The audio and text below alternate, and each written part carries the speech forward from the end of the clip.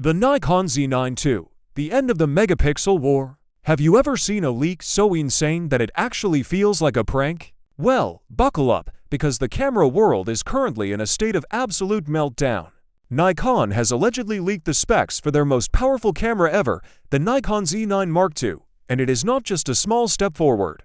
This looks like a total nuclear leap that could potentially wipe the floor with every other flagship on the market. If even half of these rumors are true, Nikon isn't just trying to compete anymore. They are trying to end the competition once and for all. We are talking about a sensor that is 3.5 times faster than the original Z9, internal 8.3K REDCODE RAW video, and a burst rate that makes other professional cameras look like they are moving in slow motion.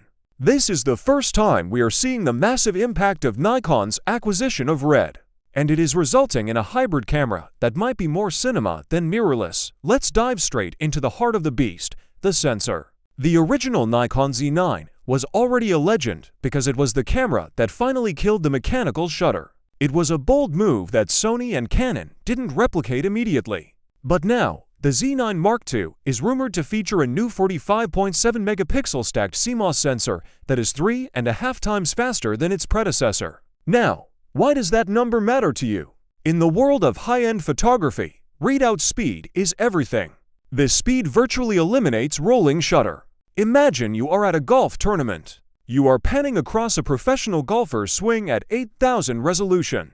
With a slow sensor, the golf club looks like a banana it bends because the sensor can't read the data fast enough. But at 3.5x speed, you see absolutely zero skew.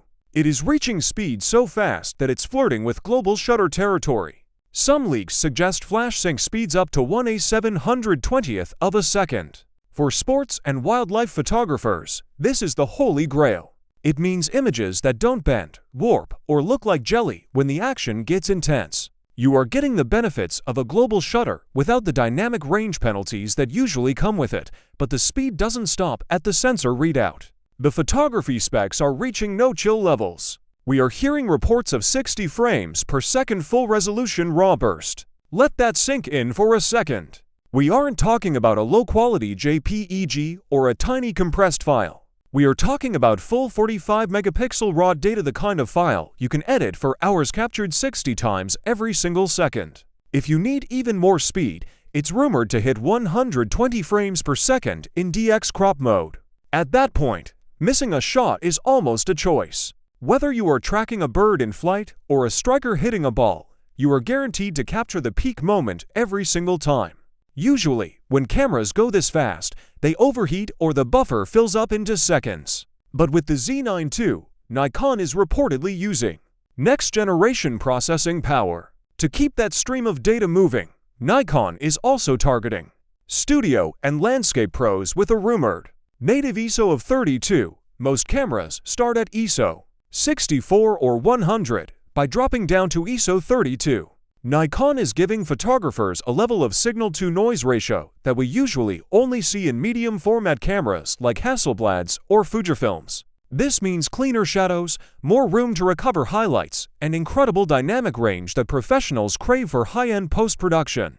It's not a flashy feature for TikTok, but for the pro who sells prints for thousands of dollars, it is everything. Now, let's talk about the feature that is actually breaking the internet, the video. This is where the RED acquisition changes everything.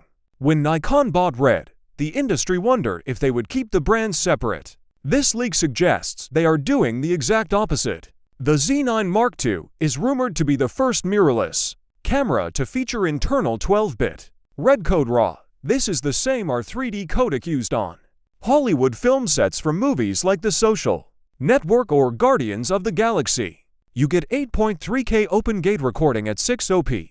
Open gate means the camera uses the entire sensor, giving you more vertical room to crop for social media or traditional cinema.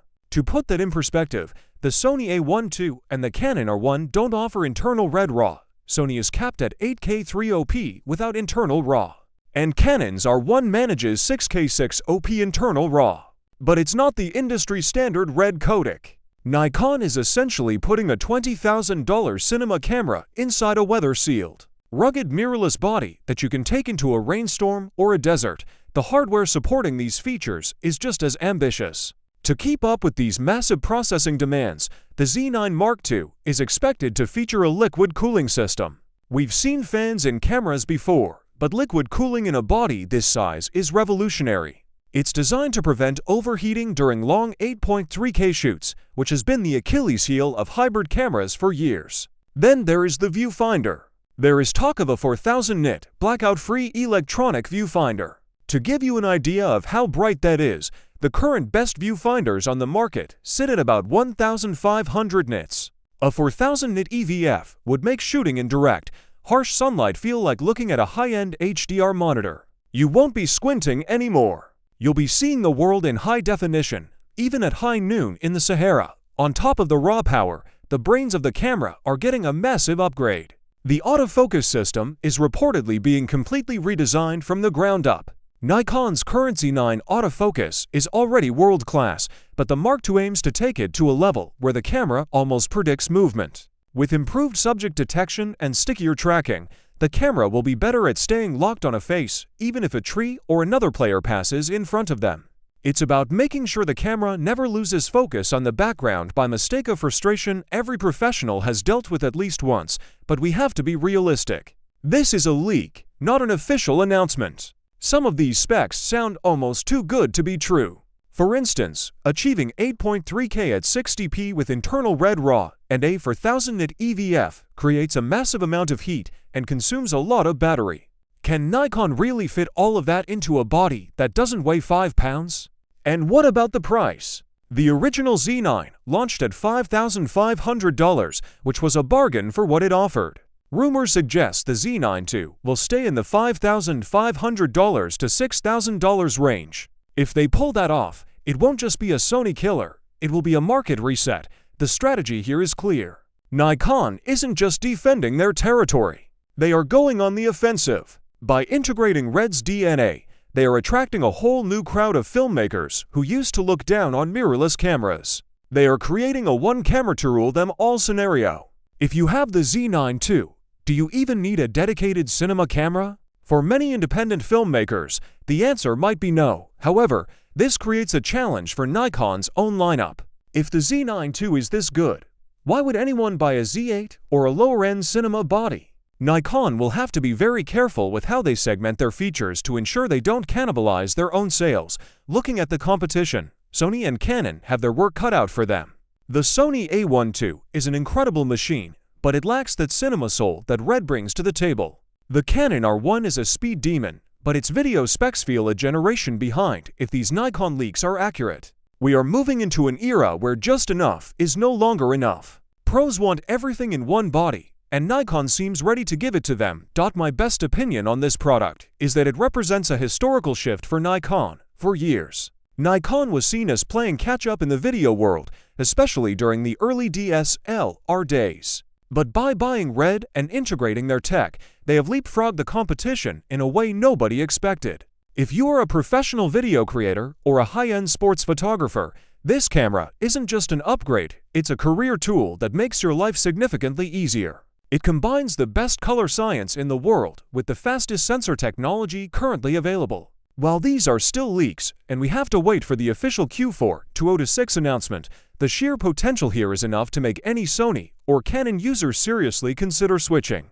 Even if Nikon only delivers 70% of these specs, it will still be the most exciting camera release of the decade.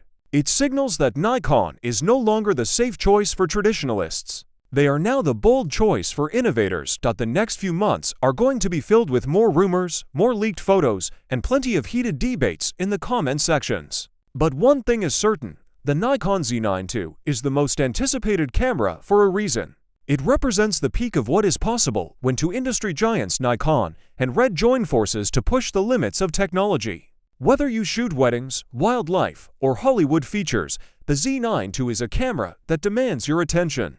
It's not just about the pixels or the frames per second. It's about the freedom to create without limitations. If you like the video, subscribe to the channel, share the video with your fellow gearheads, and hit the bell icon so you never miss a breaking update in the world of tech. We'll be covering every single update on the Z9 as it happens, so you definitely want to stay tuned. What do you think? Is the Z9 II the Sony killer we've been waiting for, or are the leaks setting our expectations too high? Drop your thoughts in the comments below. I read every single one of them.